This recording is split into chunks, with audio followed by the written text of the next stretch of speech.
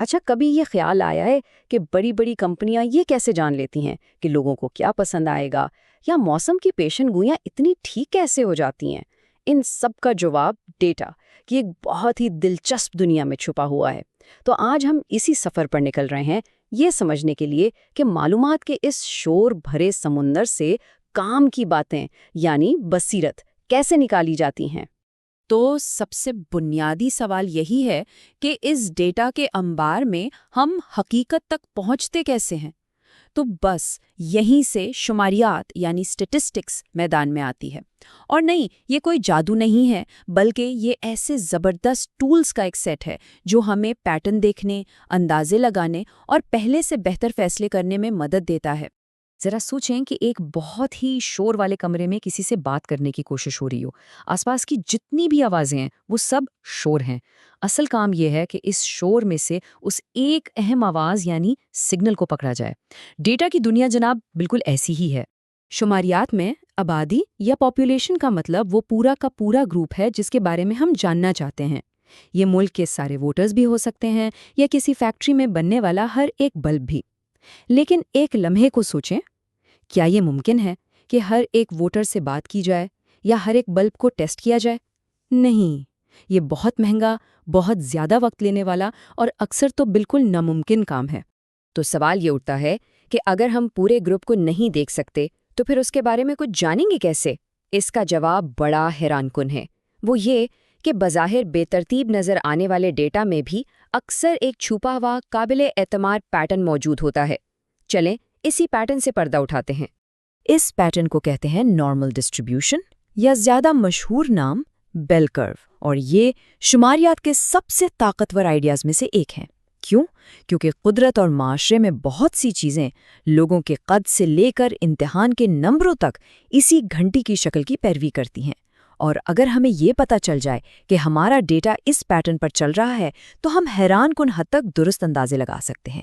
اس بیل کرو کا سارا کمال اس کی ترتیب میں ہے۔ تقریباً 68% ڈیٹا بالکل بیچ میں یعنی اوسط کے آس پاس ہی جمع ہوتا ہے۔ یہ اس حصے میں آتا ہے جسے ہم ایک سٹینڈرڈ ڈیویشن کہتے ہیں۔ آسان لفظوں میں سٹینڈرڈ ڈیویشن اوسط سے ایک عام یا معیاری فاصلہ ہے، مطلب زیادہ تر چیزیں بالکل مرکز کے قریب ہی رہتی ہیں۔ اچھا، اب اگر ہم اپنا دائرہ تھوڑا اور بڑا کریں اور اوسط سے دونوں طرف 2 معیاری فاصلوں یعنی 2 اسٹینڈرڈ ڈیویشنز تک چلے جائیں تو ہم ڈیٹا کی ایک بہت بڑی اکثریت یعنی 95% کو اپنے گھیرے میں لے لیتے ہیں۔ اس سے یہ پتہ چلتا ہے کہ ڈیٹا کتنی مضبوطی سے اپنے مرکز کے ساتھ جڑا ہوا ہے۔ اور 3 اسٹینڈرڈ ڈیویشنز کے اندر تو سمجھیں تقریباً سب کچھ ہی آ جاتا ہے۔ 99.7% ڈیٹا، یہ سیدھا سادہ مگر بہت طاقتور 68، 95، 99.7 کا اصول جسے امپیریکل رول بھی کہتے ہیں، ہر ایک ڈیٹا پوائنٹ کو دیکھے بغیر یہ سمجھنے کا ایک زبردست شارٹ کٹ ہے کہ ڈیٹا کا پھیلاؤ کیسا ہے۔ ٹھیک ہے، تو اب ہمیں یہ اندازہ ہو گیا کہ ڈاٹا اکثر دکھتا کیسا ہے، لیکن ہمارا اصل مسئلہ تو وہیں کا وہیں ہے کہ جب آبادی بہت بڑی ہو تو کیا کریں؟ یہیں پر ہمارا سب سے اہم اوزار یعنی سیمپلنگ یا نمونہ لینا کام آتا ہے۔ یہ فرق سمجھنا بہت ضروری ہے۔ آبادی سمجھیں وہ 1000 ٹکڑوں والی مکمل پزل ہے جسے ہم حل کرنا چاہتے ہیں، جبکہ نمونہ اس پزل کے وہ چند ٹکڑے ہیں جنہیں ہم بہت غور سے دیکھتے ہیں، اس امید پر کہ وہ ہمیں پوری تصویر کا کوئی اشارہ دے دیں گے۔ بات کو اور صاف کرنے کے لیے شماریات دان 2 خاص لفظ استعمال کرتے ہیں۔ پیرامیٹر پوری آبادی کی اصل قیمت ہے، مثلاً ملک میں ہر شخص کی حقیقی اوسط آمدنی۔ چونکہ ہم یہ تقریباً کبھی جان ہی نہیں سکتے، اس لیے ہم اپنے نمونے یعنی سیمپل سے ایک سٹیٹسٹک نکالتے ہیں، جیسے ان 1000 لوگوں کی اوسط آمدنی جن کا ہم نے سروے کیا۔ ہمارا مقصد ہمیشہ یہی ہوتا ہے کہ اس سٹیٹسٹک کو استعمال کر کے اس نامعلوم پیرامیٹر کا اچھا اندازہ لگایا جائے۔ لیکن کیا ہم واقعی اپنے ایک چھوٹے سے نمونے پر بھروسہ کر سکتے ہیں؟ کیا پتہ قسمت سے ہم نے کوئی بہت ہی عجیب گروپ چن لیا ہو۔ یہیں پر شماریات کا اصل جادو سامنے آتا ہے، سینٹرل لمٹ تھیورم۔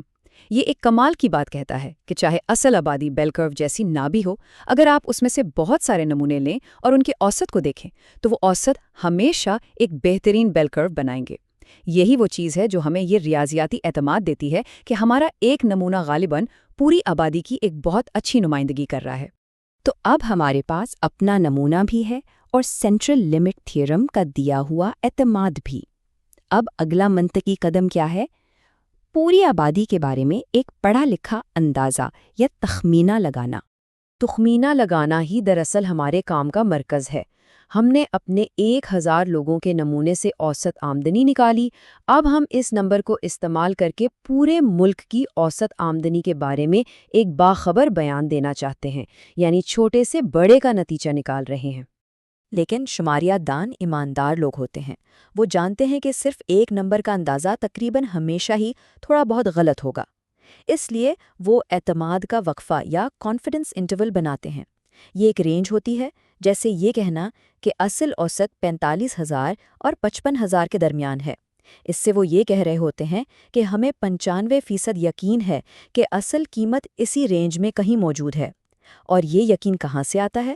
یہ سیدھا اسی بیل کرو کی طاقت سے آتا ہے جس کی ہم نے ابھی بات کی۔ ہم اس علم کو اپنی غیر یقینی کو ناپنے کے لیے استعمال کرتے ہیں۔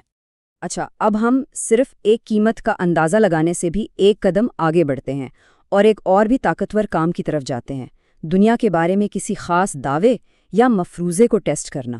مفروضے کی جانچ کو ڈیٹا کے لیے ایک عدالتی مقدمے کی طرح سمجھیں۔ یہاں دو مخالف کہانیاں ہیں۔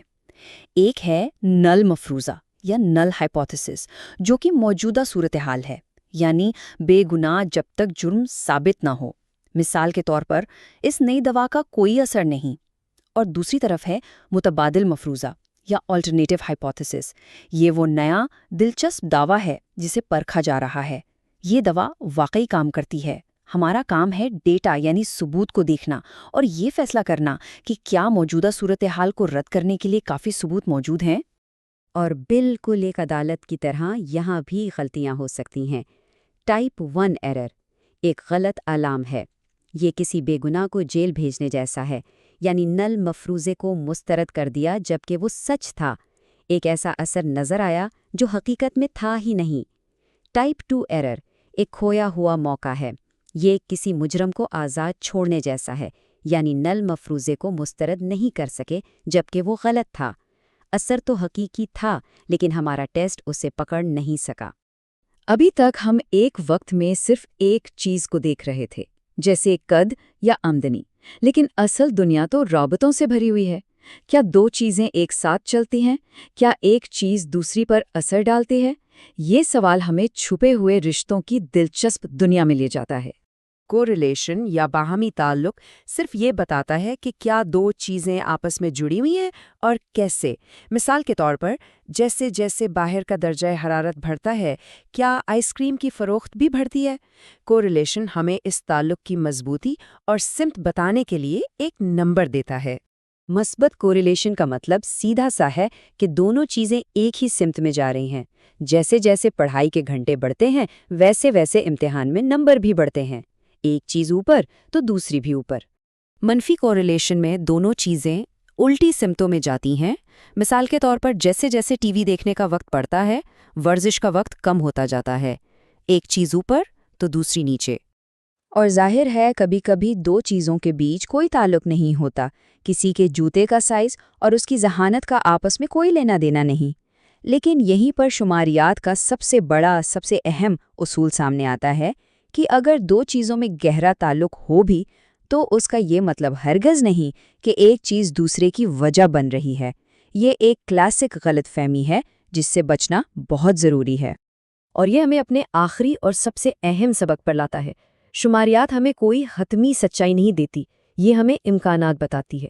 یہ غیر یقینی کو ختم کرنے کا نہیں بلکہ اسے سنبھالنے، اسے سمجھنے کا ایک طاقتور ذریعہ ہے۔ اس لیے جب بھی ڈیٹا کی بنیاد پر فیصلے کیے جائیں تو یہ عاجزی سے ماننا چاہیے کہ ہم امکانات کے ساتھ کام کر رہے ہیں، اٹل سچائیوں کے ساتھ نہیں۔ اور شاید اس فرق کو سمجھنا ہی سب سے قیمتی بصیرت ہے۔